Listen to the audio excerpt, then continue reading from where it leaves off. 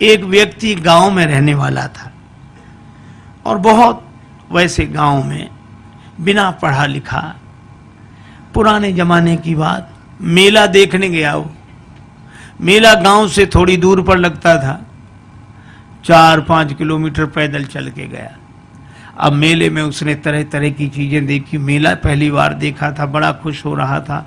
गांव का रहने वाला आदमी इतनी देर में घूमते हुए गया तो एक जगह उसने एक शीशा देखा, दर्पण, ऐसा आदमकद शीशा जो उसने देखा तो शीशे में उसने स्वयं को देखा। अब वो ये नहीं समझ पावे कि हम ही हैं। और शीशे में जैसे ही इसने देखा तो ये मुस्कुराया और हाथ जोड़ के बोला, भैया राम राम। तो उधर से भी मुस्कुराहट दिखी, भैया राम राम। इसने कहा, वाह वाह, बड़े अच्छे भाई साहब हैं, पहली बार मिलने में भी इतने प्रेम से। अब ये कहे, और भैया सब ठीक है? तो वो भी ऐसे कहे। बस दुकानदार से बोला, ये भाई साहब कितने के दिए? दुकानदार ने सोचा चाहे कोई दर्पण समझ के ले, चाहे भाई साहब, हमें तो पैसे से मतलब। बोले 2 रुपए के। तो मेले के लिए जितना खर्चा लाया था उसने 2 रुपए उसी को दे दिए और दर्पण हाथ में लिया। अब भाई साहब को बार बार देखे, बड़ा खुश हो।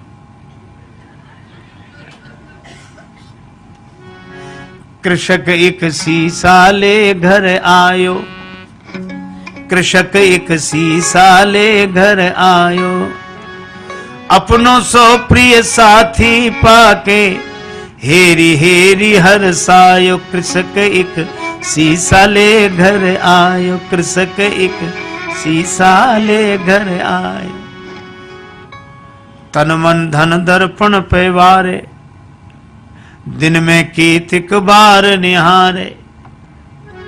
बार बार नतमस्तक है के बैठक में लटकायो। कृषक एक शीशा ले घर, शीशा लेकर आया, बैठक में लटका दिया। अब वो तन मन धन दर्पण पे वारे, दिन में कीतिक बार निहारे, अपनों सो प्रिय साथी पाके हेरे हेरे हर्षाय। अब भीतर पत्नी के पास बैठे और थोड़ी देर में गए, अच्छा 1 मिनट रुको, अभी आया। फिर जाए, और भैया अच्छी तरह हो, बढ़िया है। फिर लौट कर आ जाए और मन में सोचे, बड़े अच्छे भाई साहब हैं, ना खाते हैं ना पीते हैं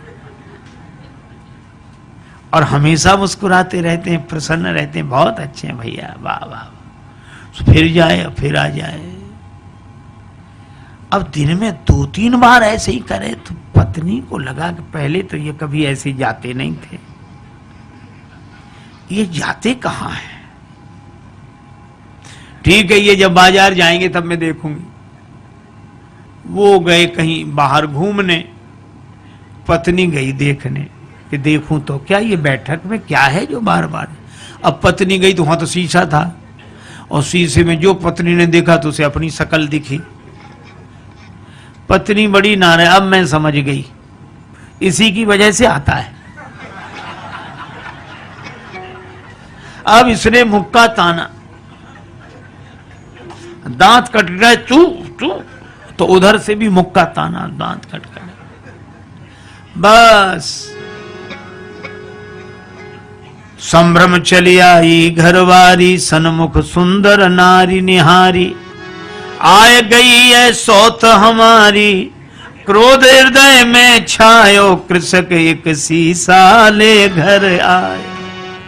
अब उसको बड़ा क्रोध हमारी सौत को ले आया है, इसी की वजह से आता है। और बस भाग पड़ी, बस मैं न रहूंगी, विष हूं या डूब मरूंगी। विष खा लूंगी, मर जाऊंगी, कुएं में गिर जाऊंगी, बस रहूंगी नहीं, मैं तो अभी जाती हूं चाहे जो कुछ हो जाए। और रोना शुरू किया तो धाई सास बहू रानी ने कैसो रुदन मचायो। कृषक एक शीशा ले घर आए। उसकी सास दौड़ी, क्या हुआ बेटी, क्यों रो रही है, बहू क्यों रो रही है? बहू बोली, अपने बेटे की करतूत देखो, बैठक में किसको लाकर बिठाया, और मैं तो रहूंगी नहीं, चली जाऊंगी। और सास बोली नहीं मैं देखती हूँ मैं देखती हूँ। अब सास गई और सास ने बैठक में जाके जो दर्पण देखा तो उसे बुढ़िया दिखाई पड़ी। दिखेगी तो सास क्या बोली, अच्छा आप भाई राम राम। वो भी राम राम बोली। क्षमा करना बहू समझ नहीं पाई। फिर बहू को डांट कर बोली क्या कह रही है तू? बुढ़िया है, वृद्धा माता हमारी उम्र की है, सेवा के लिए लाया होगा। आई चली सास तत्क्षण में वृद्धा दीख पड़ी दर्पण में। बहू से बोली अरी बावरी या बुढ़िया पर मेरो लाल लुभायो। कृषक एक शीशा ले घर आए। अब बहू कहे कि नहीं नहीं तरुणी है और वृद्धा कहे कि वृद्धा है। अच्छा दर्पण ऐसा जो सामने आ जाए उसी को दिखा दे। बहू सामने जाए तरुणी देखो ये बैठी और सास कहे हट मैं देखती हूँ, वो देखे सो वृद्धा देखे। अब सास बहू का झगड़ा, सास बहू का झगड़ा आके ससुर निवारो। ससुर ने कहा क्या है मैं देखता हूं, क्यों ये कलह मचा रखा है। अब ससुर आया, ससुर ने कहा तुम दोनों अलग हो। अब ससुर ने जो देखा दर्पण तो उसे बूढ़ा आदमी दिखाई पड़ा। तो ससुर बोला अरे भैया राम राम आप हो, माफ करना ये समझती नहीं है। दोनों को फटकारा, दाढ़ी वालों पुरुष देख के दोनों को फटकारो। ससुर बोला ससुर अरी मूर्खाओ धर के मानो देह लजाओ। मर न गई तुम नारी पुरुष को भेद समझ ना पायो। तुम स्त्री पुरुष का भेद नहीं समझ सकी। सास कहे नहीं है तो वृद्धा बुढ़िया है। ससुर कहे कि नहीं बूढ़े भाई साहब बैठे। और बहू कहे कि नहीं तरुणी है। अच्छा अब एक बात बताओ, इनमें कौन आदमी गलत बोल रहा है? कोई गलत नहीं बोल रहा है, पर प्रश्न ये कौन सही बोल रहा है?